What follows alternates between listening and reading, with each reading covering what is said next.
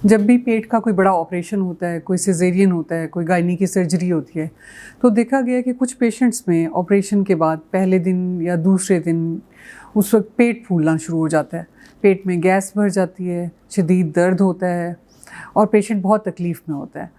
इस कंडीशन को medical language में पोस्ट ऑपरेटिव आईलीएस कहा जाता है। आज मैं इस बारे में बात करूँगी।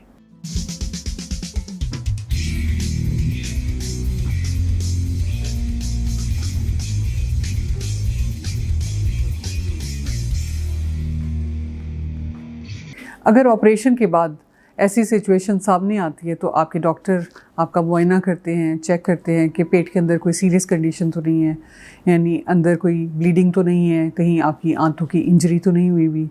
अगर ऐसा कुछ सीरियस इशू नहीं है तो फिर पोस्ट ऑपरेटिव आईलीएस का ट्रीटमेंट स्टार्ट किया जाता है।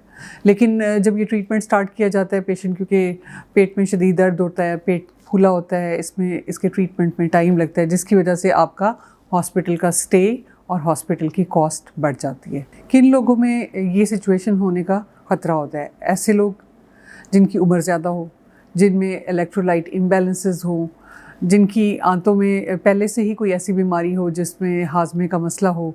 बाज़ औक़ात ऑपरेशन के बाद कुछ पेन किलर्स ऐसे दिए जाते हैं जिनका इफ़ेक्ट होता है कि उसकी वजह से आंतें फ़ौरी तौर पे काम करना शुरू नहीं करती हैं और डिले होता है और फिर डिस्टेंशन होती है, इस तरह से पेट फूल जाता है। बाज़ औक़ात आपकी सर्जरी जब लंबी होती है और आपकी आंतों की हैंडलिंग ज़्यादा होती है तो उस सिचुएशन में भी पोस्ट ऑपरेटिव आईलीएस की सिचुएशन आती है।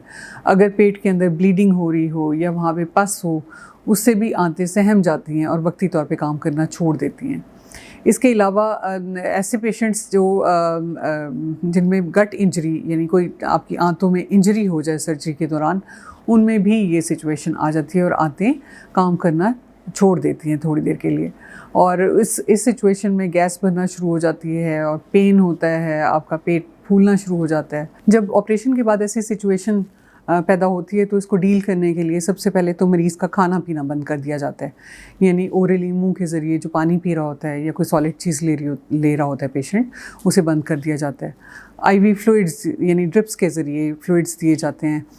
कुछ ऐसे पेन किलर जो आंतों की हरकत को कम करते हैं उनको स्टॉप कर दिया जाता है। बाज़ केसेस में नाक के ज़रिए नाली डाली जाती है पेट में, जिसे एनजी ट्यूब कहा जाता है। जब डिस्टेंशन ज़्यादा होती है तो ऐसी कंडीशन में एनजी ट्यूब का इस्तेमाल किया जाता है।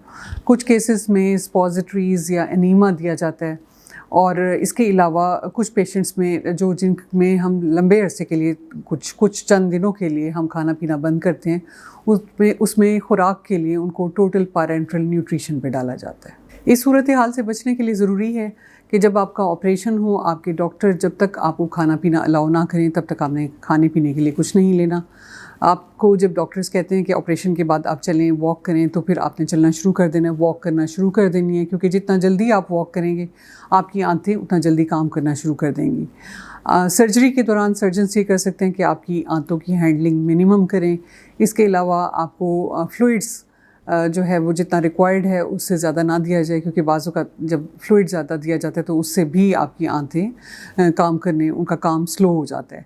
इसके अलावा बाज़ पेन किलर्स ऐसे होते हैं जो आंतों की हरकत को स्लो करते हैं, तो उनको भी पोस्ट ऑपरेटिवली अगर अवॉइड किया जाए तो ऐसी सिचुएशन से बचा जा सकता है।